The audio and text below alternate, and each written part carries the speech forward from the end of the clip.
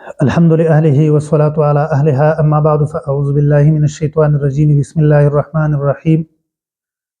ولا يزالون يقاتلونكم حتى يردوكم عن دينكم إن استطاعوا سبحانك لا علم لنا إلا ما علمتنا إنك أنت العليم الحكيم زما انتهائی عزت مندو محترم مسلمانان ورونو الحمد لله زمنګ د فکری جګړې د درسونو سلسله روانه ده تر دې پورې موږ شل درسونه ویلو او په دغه شلو درسونو کې د الله په فضل سره موږ د فکری جګړې اړوند په مختلفو موضوعاتو باندې خبرې کړې وي دا زموږ یو 20م درس دی تیرو درسونو کې موږ د استعمار په موضوع باندې غږیدلو چې د هغې نه په یو درس کې موږ د استعمار تعریف او پیژنګلو ذکر کړی او په بل درس کې موږ د استعمار تاریخ ذکر کړی خو موږ ویلو چې استعمار چونکې په دوه قسمه دی جدید استعمار او قدیم استعمار او هر یو قسم ځان ته تاریخ لرلو او د قدیم استعمار ځان له تاریخ منګه ذکر کړی او د جدید استعمار ځان له تاریخ منګه ذکر کړی او بیا د جدید استعمار د عنوان لاندې منګه په اجمالی طریقې سره د دې خبرې وضاحت هم کړو چې د 15مې صدۍ نه وروسته یورپي استعماري قوتونو افریقا او امریکا او ایشیا دا استعمار کړل د خپل ګټو لپاره او د خپل مفادو لپاره د آبادولو په نوم باندې دغه ملکونو قدرتي وسایل او طبيعي منابع د اغوی صنعت زراعت او تجارت د اغوی سیاست اقتصاد او معاش د اغوی تهذیب تمدن او تعلیم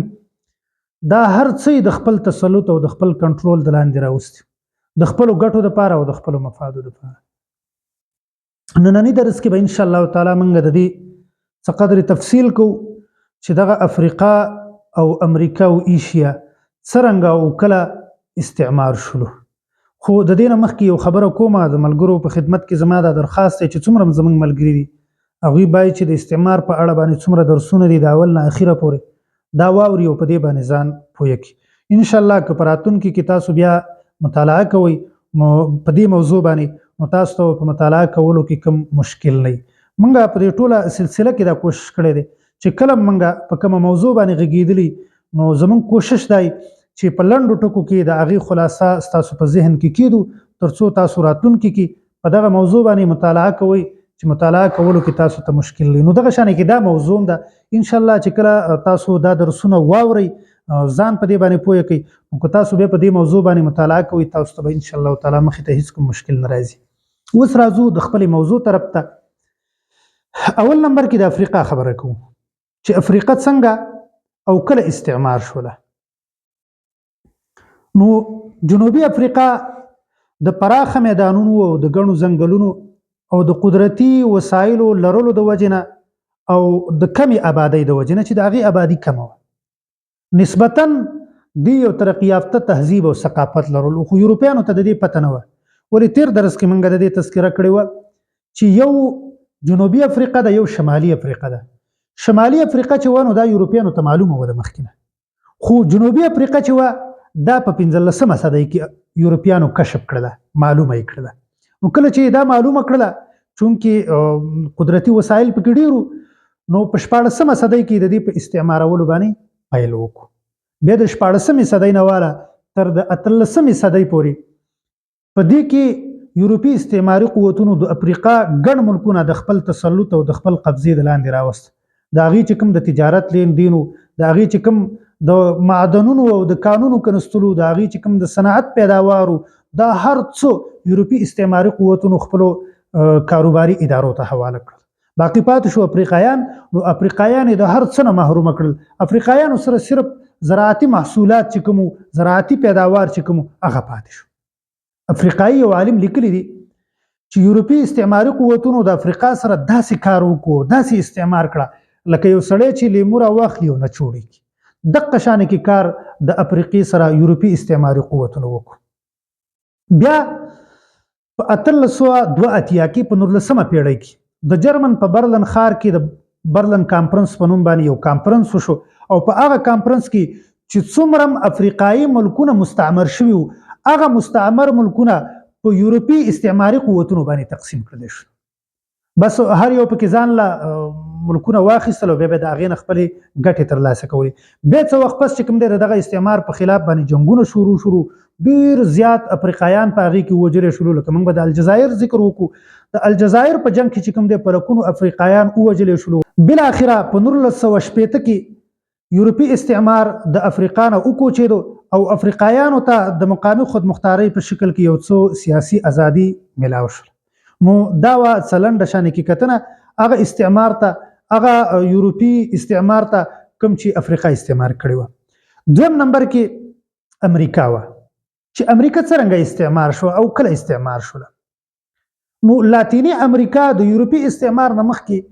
دی 3 ترقي یافته تهذیبونه لرل او په دغه ترقي یافته تهذیبونو کې دی ترقي یافته سماجی، سیاسي او معاشي ډانچې او جوړښتونه لرل چې په هغې کې د خط کتابت نظام، په هغې کې تجارت، په هغې کې چې کوم دی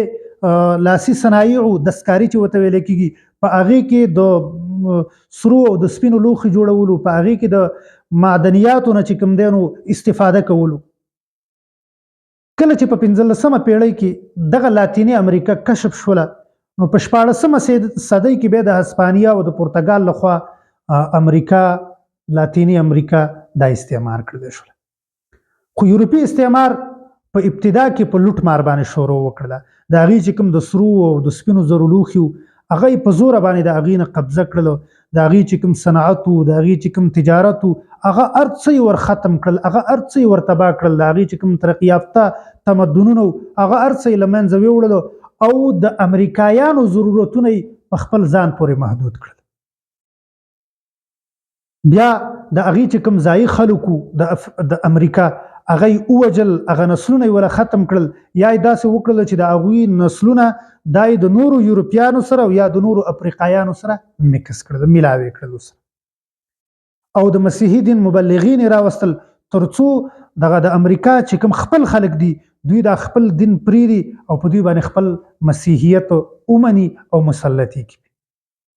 نو د امریکایانو تم هر څه د امریکایانو نه واخیستل، د هغوی صنعت، د هغوی تجارت، د هغوی معدنیات، د هغوی قدرتي وسایل، طبیعي منابع، دا هر څه د هغوی نه واخیستل، ویې لوټل. امریکایانو ته یوازې زراعتي محصولات هغوی ته پاتې شول او هغې باندې به هم هغه څه کرل چې کومو ته به د یورپیانو ضرورت و هغه به یې پې کرل. او په قانونو کې به چې کارونه کول، نو په قانونو کې به په د امریکایانو باندې کارونه کول، په دوی باندې به مزدوري کول او مزدوري به له ورکول هم نه.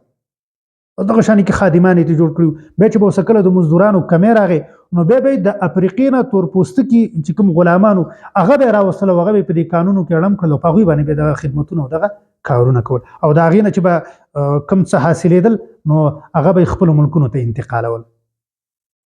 بیا بالاخره چې کوم دی په 19مه پیړۍ کې د دغه استعمار په خلاف باندې د اسپانیا او د پرتګال د استعمار په خلاف باندې امریکایي خلکو چې کوم دی پاڅون وکړو، د هغې په خلاف باندې جنګونه وکړل او بالاخره په 19مه پیړۍ کې